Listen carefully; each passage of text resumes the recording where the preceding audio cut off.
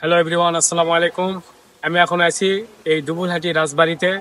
তো আজকে এই ভিডিওতে আপনাদেরকে দুবুলহাটি রাজবাড়ির ইতিহাস ঐতিহ্য সম্পর্কে জানানোর চেষ্টা করব। তো চলুন কথা না বাড়িয়ে ভিডিওটি শুরু করা যাক। এটি নওগাঁ জেলার একটি ঐতিহাসিক স্থান যা জমিদার হরনাথের প্রতাপশালী শাসনের স্মৃতি বহন করে। দুবলহাটি রাজবাড়ি সংক্ষিপ্ত পরিচিতি। নওগাঁ জেলা শহর থেকে প্রায় ৫ কিলোমিটার দক্ষিণে ঐতিহ্যবাহী দুবলহাটি গ্রামে অবস্থিত এই রাজবাড়ি। নওগাঁর জমিদারদের মধ্যে দুবলহাটির জমিদার হরনাথ বিশেষ প্রতাপশালী ছিলেন। দুবলহাটি জমিদার বংশের ইতিহাস। কথিত আছে, দুবলহাটি জমিদার বংশের প্রতিষ্ঠাতা ছিলেন জগৎরাম, একজন লবণ ব্যবসায়ী। তিনি বাণিজ্য উপলক্ষে দুবলহাটির কাছের গ্রামে এসে বসবাস শুরু করেন এবং বিল অঞ্চলের ইজারা গ্রহণ করে ধীরে ধীরে প্রচুর জমির মালিক হন।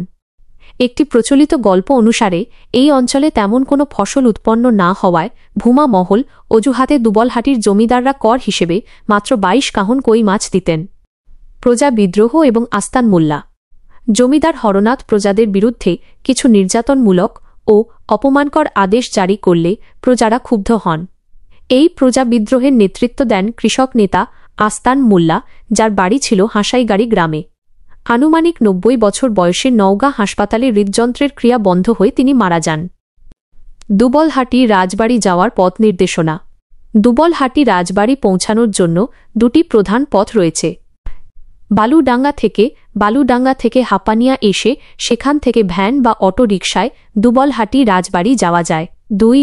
নওগাঁ গোস্তহাটির